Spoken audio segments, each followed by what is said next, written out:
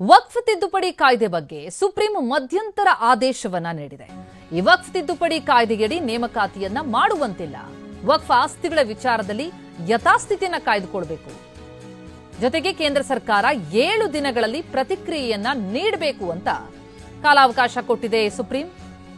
ಹೊಸ ನೇಮಕಾತಿಯನ್ನ ಅಲ್ಲಿವರೆಗೆ ಮಾಡದಂತೆ ಕೇಂದ್ರ ಭರವಸೆ ನೀಡಬೇಕು ಅಂದಿದೆ. ಸಿಜೆಐ ಸಂಜೀವ್ ಖನ್ನಾ ನೇತೃತ್ವದ ಪೀಠದಿಂದ ಮಧ್ಯಂತರ ಆದೇಶ. ವಕ್ಫ್ ತಿದ್ದುಪಡಿ ಕಾಯ್ದೆ 2025 ಕುರಿತಂತೆ ಆಕ್ಷೇಪಣೆಯನ್ನು ಸಲ್ಲಿಸಲಾಗಿತ್ತು. 76ಕ್ಕೂ ಹೆಚ್ಚು ಅರ್ಜಿಗಳು ಬಂದಿದ್ದವು. ಆ ಬಗ್ಗೆ ವಿಚಾರಣೆ ಕೈಗೆತ್ತಿಕೊಂಡಂತಹ ಸುಪ್ರೀಂ ಈಗ ಮಧ್ಯಂತರ ಆದೇಶ ನೀಡಿದೆ. ಆದರೆ ವಕ್ಫ್ ಕಾಯ್ದೆಗೆ ಸಂಪೂರ್ಣ ತಡೆ ಕೊಡೋದಕ್ಕೆ ನಿರಾಕರಿಸಿದೆ. ಮೇ 5ಕ್ಕೆ ವಿಚಾರಣೆಯನ್ನ ಮುಂದೂಡಿದೆ ಸುಪ್ರೀಂ ಕೋರ್ಟ್. ಮುಂದಿನ ವಿಚಾರಣೆಯಲ್ಲಿ 5 ಅರ್ಜಿದಾರರ ವಾದವನ್ನ ಆಲಿಸ್ತೀವಿ. 5 ಅರ್ಜಿದಾರರು ಯಾರು ಅಂತ ನೀವೇ ಆಯ್ಕೆ ಮಾಡಿ. ಸುಪ್ರೀಂ ಹೇಳಿರೋದಿದು. ಕೇಂದ್ರ ಸರ್ಕಾರ 7 ದಿನಗಳಲ್ಲಿ ಪ್ರತಿಕ್ರಿಯೆ ಕೊಡಬೇಕು. ಆದರೆ ಈ ವಕ್ಫ್ ಕಾಯ್ದೆಗೆ ಸಂಪೂರ್ಣ ತಡೆ ನೀಡೋದಕ್ಕೆ ನಿರಾಕರಿಸಿರುವಂತಹ ಸುಪ್ರೀಂ 5 ಅರ್ಜಿದಾರರು ಯಾರು ಅಂತ ನೀವೇ ಆಯ್ಕೆ ಮಾಡಿ. ನೋಂದಾಯಿತ ಆಸ್ತಿ ಸ್ವರೂಪವನ್ನು ಬದಲಾಯಿಸೋ ಹಾಗಿಲ್ಲ. ವಕ್ಫ್ ಬೈ ಯೂಸರ್ ಪದ್ಧತಿಯಡಿ ಬದಲಿಸಬಾರದು. ಘೋಷಿತ ಆಸ್ತಿ ವಕ್ಫ್ ಆಸ್ತಿಯ ಸ್ವರೂಪವನ್ನ ಬದಲಿಸಬಾರದು. ಅಂದ್ರೆ ಮುಂದಿನ ವಿಚಾರಣೆವರೆಗೂ ಕೂಡ ಅವುಗಳ ಯಥಾಸ್ಥಿತಿಯನ್ನ ಕಾಪಾಡಬೇಕು. ಮೇ 5ಕ್ಕೆ ವಿಚಾರಣೆಯನ್ನ ಮುಂದೂಡಲಾಗಿದೆ. ಅಲ್ಲಿಯವರೆಗೂ ಕೂಡ ಯಥಾಸ್ಥಿತಿ ಕಾಪಾಡುವಂತೆ ಸುಪ್ರೀಂ ಹೇಳಿದೆ. ಈ ಬಗ್ಗೆ ಇನ್ನಷ್ಟು ಡೀಟೇಲ್ಸ್ ಕೊಡ್ತಾರೆ ನಮ್ಮ ಪ್ರತಿನಿಧಿ ಹರೀಶ್ ಈಗ ಸಂಪರ್ಕದಲ್ಲಿದ್ದಾರೆ. ಹರೀಶ್, ವಕ್ಫ್ ತಿದ್ದುಪಡಿ ಕಾಯ್ದೆ ಕುರಿತಂತೆ ಈಗ ಸುಪ್ರೀಂ ಹೇಳಿದ್ದೇನು? ಕೇಂದ್ರಕ್ಕೇನು 7 ದಿನಗಳ ಕಾಲಾವಕಾಶ ಸಿಗ್ತಾ ಇದೆಯಾ, ಹೇಗೆ? ಹೌದು ಪ್ರತಿಮಾ, ವಕ್ಫ್ ತಿದ್ದುಪಡಿ ಕಾಯ್ದೆ 2025 ಸಾಂವಿಧಾನಿಕ ಸಿಂಧುತ್ವವನ್ನ ಪ್ರಶ್ನಿಸಿ ಸುಪ್ರೀಂ ಕೋರ್ಟ್ ನಲ್ಲಿ ಸುಮಾರು 73ಕ್ಕೂ ಹೆಚ್ಚು ಅರ್ಜಿಗಳು ಸಲ್ಲಿಕೆ ಆಗಿದ್ದು, ಎಲ್ಲ ಅರ್ಜಿಗಳನ್ನ ಒಟ್ಟುಗೂಡಿಸಿ ಸುಪ್ರೀಂ ಕೋರ್ಟ್ ನಲ್ಲಿ ವಿಚಾರಣೆ ನಡೆಸಲಾಗಿತ್ತು. ಈ ಒಂದು ಕಾಯ್ದೆಗೆ, ಹೊಸ ಕಾಯ್ದೆಗೆ ಸಂಪೂರ್ಣ ತಡೆ ನೀಡಬೇಕು ಅನ್ನುವಂತ ನಿಟ್ಟಿನಲ್ಲಿ ವಾದವನ್ನ ಮಂಡಿಸಲಾಗಿತ್ತು.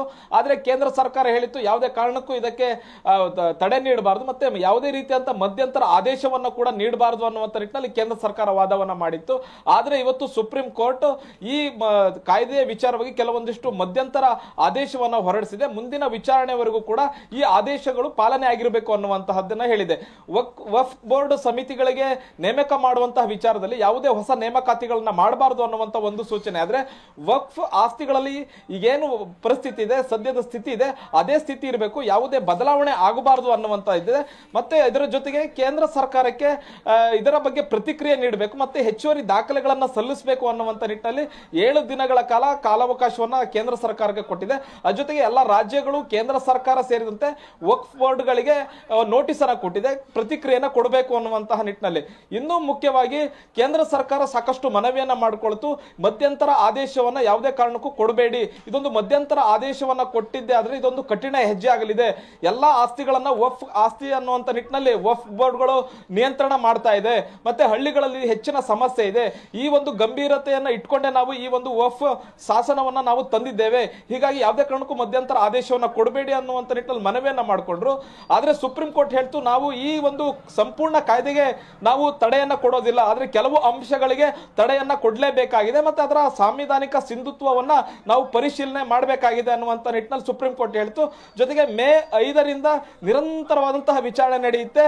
ಮೇ 13ಕ್ಕೆ ಸಿಜೆ ಸಂಜೀವ್ ಖನ್ನಾ ಅವರು ರಿಟೈರ್ಡ್ ಆಗ್ತಿದ್ದಾರೆ. ಅಷ್ಟರ ಒಳಗೆ ವಿಚಾರಣೆಯಾಗಿ ಒಂದು ಅಂತಿಮ ಹಂತದ ನಿರ್ಧಾರವನ್ನು ಸುಪ್ರೀಂ ಕೋರ್ಟ್ ಕೈಗೊಳ್ಳಬೇಕಾಗುತ್ತೆ. ಹಾಗಾಗಿ ಮೇ 5ರಿಂದ ನಿರಂತರವಾದಂತಹ ವಿಚಾರಣೆ ನಡೆಯುತ್ತೆ. ಪ್ರತಿಮಾ, ಥ್ಯಾಂಕ್ ಯು ಹರೀಶ್ ತಮ್ಮೆಲ್ಲ ಮಾಹಿತಿಗೆ.